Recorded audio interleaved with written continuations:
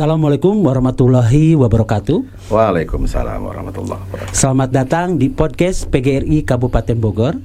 Sapa wargi PGRI Kabupaten Bogor. Ketemu lagi di podcast kali ini. Kita sudah kedatangan tamu dari Departemen Kominfo PB PGRI Pusat, yaitu Bapak Dr. Agus Rahman MPD. Selamat datang Bapak di podcast PGRI hari ini. Terima kasih sudah diundang. Baik, Bapak, hari ini kita akan bahas terkait dengan isu-isu pendidikan yang sedang ramai, yaitu terkait dengan bagaimana digitalisasi pembelajaran ya Pak ya. Izin yang pertama Pak, mungkin kita bisa bahas terkait yang pertama adalah Pak, pendidikan yang baik itu seperti apa sih Pak? Jadi sebelum menjawab ke situ, pemimpin Vietnam itu pernah bicara begini: tidak ada ekonomi tanpa pendidikan. Artinya tidak ada kesejahteraan tanpa pendidikan. Pendidikan harus ditempatkan menjadi panglima, menjadi bagian yang paling penting kalau ingin negara kita maju. Nah, kemudian pendidikan yang baik itu seperti apa? Kalau kita berbicara konsep, banyak sekali konsep-konsep pendidikan baik dalam dan luar negeri. Ya, dan mungkin kita tidak boleh melupakan konsep pendidikan dari Ki Hajar Dewantara. Jadi kalau kata Ki Hajar, pendidikan itu tuntunan tumbuh kembangnya. Kodrat, dia bilang kodrat. Kalau sekarang bisanya potensi ya. Ya. Yang namanya tuntunan itu kan, tuntunan itu pasti di pinggir ya, mendampingi mentor gitu ya. Ya. Jadi yang dikembangkan apa? Bukan hanya otaknya, tetapi seluruh kemampuannya, seluruh potensi yang dimiliki oleh anak didik. Tujuannya apa? Ternyata tujuannya cuma dua. Tujuannya adalah supaya anak-anak mendapatkan kebahagiaan dan mendapatkan keselamatan. Jadi tujuan pendidikan dua, selamat dan bahagia. Nah, tentu kita bertanya, selamat dan bahagia apanya sih? Selamat dan bahagia jiwanya, selamat dan bahagia fisiknya, selamat dan bahagia pikirannya, selamat dan bahagia masa depannya, selamat dan bahagia dunia dan akhiratnya. Harusnya pendidikan itu seperti itu. Nah, kemudian saya lanjutkan. Jadi, pendidikan yang baik itu ibarat sebuah pohon. Jadi kalau ini ditangkap oleh orang-orang yang membuat blueprint pendidikan, ini bisa jadi sebuah blueprint pendidikan. Karena sampai saat ini kita tidak punya blueprint pendidikan. Jadi, pendidikan yang baik itu ibarat sebuah pohon yang akarnya itu, kan akar harus kuat ya, adalah pendidikan agama dan karakter. Jadi sebuah pendidikan yang baik harus diawali dari akhlakul karimah, pendidikan agama, ya, karakter yang baik. Kalau tanpa itu masuk dunia digitalisasi, kita akan tersesat. Karena ketika kita masuk dalam dunia digitalisasi, sama seperti kita masuk hutan belantara. Ada yang bermanfaat dan ada sampahnya. Nah, kalau pendidikan kita diawali dengan karakter agama yang baik, maka anak-anak kita hanya akan memilih yang bermanfaatnya saja. Jadi yang pertama adalah akarnya harus kuat. Kalau akarnya kuat, berarti batangnya akan tumbuh menjadi besar. Batang itu apa? Batang itu adalah bakat dan minat anak-anak. Yang kata Ki Hajar tadi, kodrat. Bakat dan minat anak-anak. Jadi bakat dan minat yang ditopang oleh akhlakul karimah tadi. Sudah pasti kan bakat dan minat yang dimiliki oleh anak-anak itu ada yang diberikan oleh Allah dan ada juga yang dididik oleh kita. Didasari dengan akhlakul karimah, mereka akan menjadi tumbuh dengan baik. Nah, kemudian cabangnya itu adalah pengetahuan. Ada matematika, ada fisika, ada kimia, ada sejarah dan lain-lain yang menopang bakat dan minat. Jadi pendidikan yang baik itu harus selaras dengan bakat dan minat. Itu, ya. Nah, kemudian baru ke rantingnya. Setelah cabang ada ranting ya. Rantingnya apa? Jadi paling sedikit anak-anak itu punya keterampilan. Jadi keterampilannya ada dua. Yang pertama adalah literasi, termasuk di dalamnya literasi digital, gitu. Kemudian yang kedua adalah keterampilan abad 21. Orang-orang sering menyebutnya 4C. Dan hampir di setiap negara keterampilan abad 21 itu menjadi bagian yang sangat penting. Finlandia sebagai sebuah negara yang dianggap kiblatnya pendidikan, 4C ini betul-betul secara serius terjadi dalam ruang-ruang kelas. Apa itu 4C? Pertama adalah kreativitas dan inovasi. Yang kedua ada critical thinking. Iya, betul. Nanti akan nyambung dengan digitalisasi. Kemudian yang ketiga adalah komunikasi. Hebat saja kalau tidak bisa komunikasi, tidak ada artinya. Kemudian yang keempat adalah tadi apa? Critical thinking, kreativitas, komunikasi, dan kolaborasi. Ya.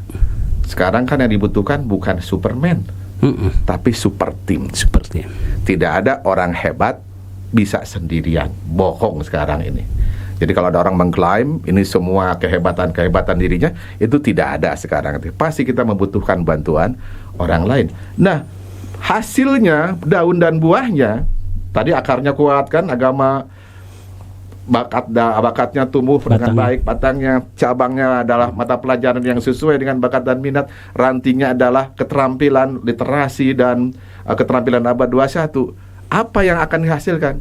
Yang akan dihasilkan sebenarnya adalah anak-anak yang bermanfaat buat dirinya, buat keluarganya, buat lingkungannya, buat negaranya, dan anak-anak yang mampu menyelesaikan masalah. Itulah pendidikan yang baik menurut saya. Super sekali ya Bapak Ibu ya, teman-teman semua PGRI, Sapa Wargi PGRI. Izin kali Pak, tadi terkait dengan digitalisasi pembelajaran, tadi kita sudah bahas bagaimana pondasinya, kemudian dan sebagainya. Dunia pendidikan sekarang yang luar biasa ya Pak, sesuai dengan perkembangan zaman. Bahkan untuk di kurikulum sekarang juga kita terapkan ada yang namanya keterbaruan, yaitu coding dan art visual. Nah, ini juga kita sedang mempersiapkan untuk guru-guru gitu ya, terkait dengan persiapan pembelajaran coding dan art visual.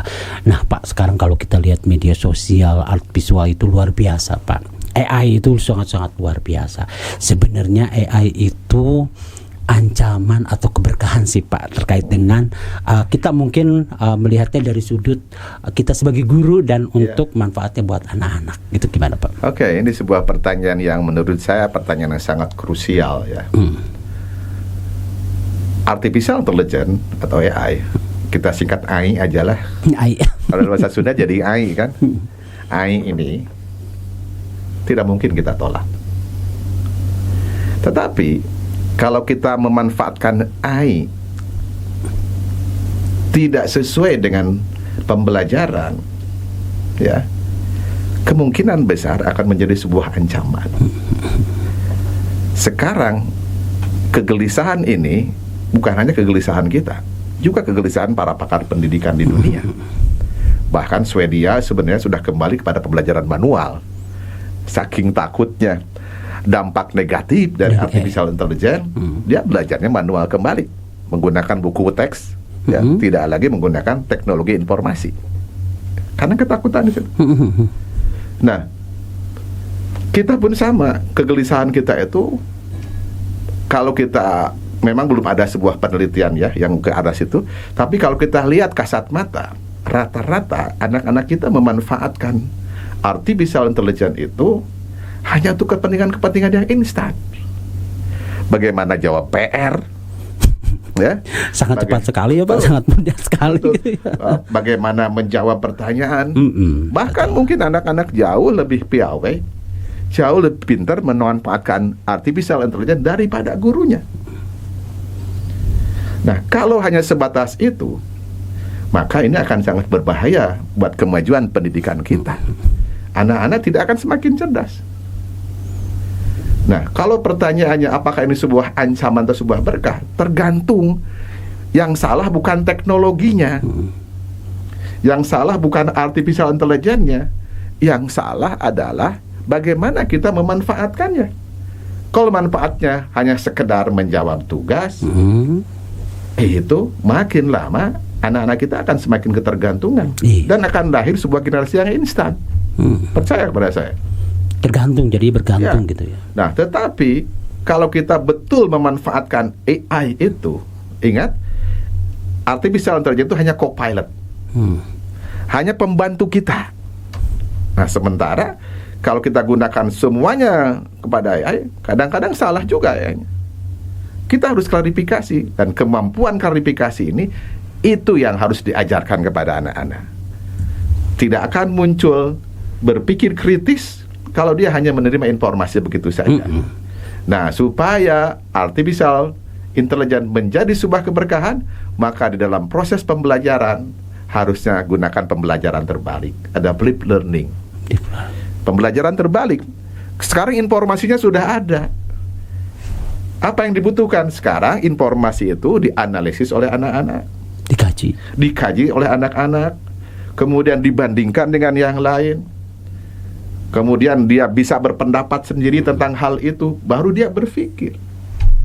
Kalau hanya menerima informasi saja, dia tidak akan berpikir.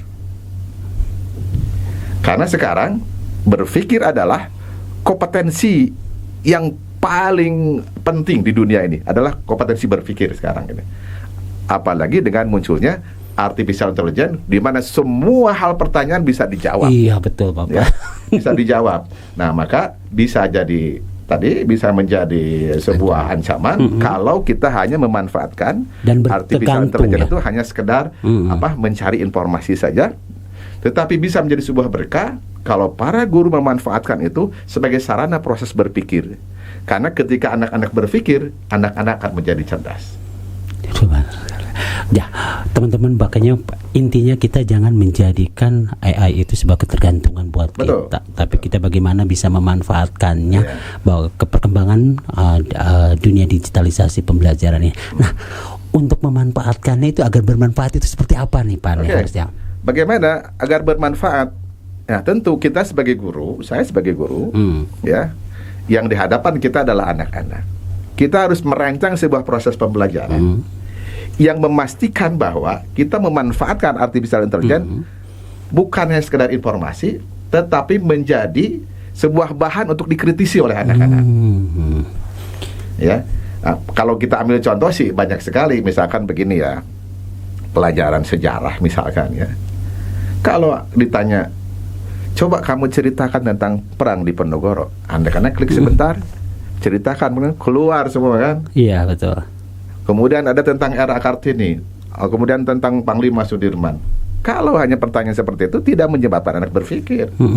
Betul. Tetapi kalau pertanyaannya, oke, sekalian cari informasi tentang perang di Ponorogo, tentang Panglima Sudirman, tentang era Kartini. Silakan diskusikan. Siapakah di antara 3 tokoh itu yang paling menyulitkan Belanda? Dia akan menjawab dengan data, dia akan menjawab dengan analisis dia, dia betul, membaca betul. Juga. Literasinya muncul di situ. Dari 3 tokoh itu ya. Betul. Atau paling sedikit tadi pembelajaran terbalik. Bisa kita menggunakan apa yang disebut dengan teorinya Richard Feynman. Ya. Jadi anak-anak mempelajari terlebih dahulu, silakan kamu ambil informasi dari mana saja. Dari buku, dari artificial intelligence, tetapi guru berfungsi sebagai fasilitator, anak-anak akan menjelaskan di hadapan kita. Nah, itu mood berpikir. Ingat, dalam teori otak, ketika kita menerima informasi baru, itu dendrit itu bergetar. Dan ketika dendrit itu bergetar, dan ketika informasi diulang-ulang, maka pembungkus mielin akan menebal, dan disitulah anak-anak akan menjadi pintar. Jadi inti dari teori otak itu, use it or lose it. Jika digunakan otak itu, maka akan tumbuh. Disitulah kecerdasan muncul. Luar biasa sekali teman-teman. Ini kita sudah berdampingan sekali dengan artificial. Bahkan kalau kita scroll media sosial ya Pak ya, tiap hari gitu. Bahkan Pak video yang muncul itu sudah, atau foto yang muncul itu ya, kalau kita lihat di media sosial itu tidak bisa dibedakan mana yang asli atau mana yang bohong ya Pak ya. Nah mungkin Bapak, kita sebagai guru ya teman-teman ya, harus terus belajar terkait dengan perubahan pendidikan.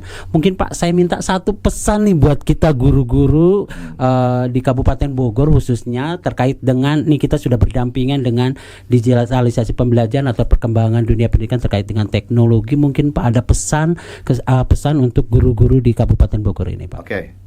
Jadi hari ini kita sudah memasuki dunia digital. Kita tidak bisa menolak itu. Ya, kita tidak bisa kembali, makanya judulnya transformasi. Dia harus kita lihat ke depan. Saya mengambil sebuah kata-kata di Profesor Eko Indrajit. Katanya, ketika guru berhenti belajar, maka sejatinya dia berhenti menjadi guru. Oleh karena itu, teruslah belajar, utlubul ilma minal mahdi ilal lahdi. Terima kasih. Terima kasih Bapak Dr. Agus Rahmat. Luar biasa kita kedatangan tamu hari ini. Bapak Ibu menjadi pencerahan buat kita. Yuk kita terus belajar dan belajar. Kita sebagai guru yang proaktif, ya kita bisa mengikuti perkembangan dunia pendidikan seperti apa sekarang dan perkembangan dunia digital dan pembelajaran. Bahkan mungkin di kurikulum sekarang coding dan artifisial menjadi salah satu mata pelajaran dan kita harus siap terkait dengan perkembangan tersebut. Bapak terima kasih atas kehadiran di Sapa Wargi PGRI Kabupaten Bogor. Mudah-mudahan kita bisa bertemu lagi dan terima kasih atas kehadirannya. Teman-teman semua, inilah podcast tadi untuk hari ini. Terima kasih. Wassalamualaikum warahmatullahi wabarakatuh. Waalaikumsalam warahmatullahi wabarakatuh. Mantap.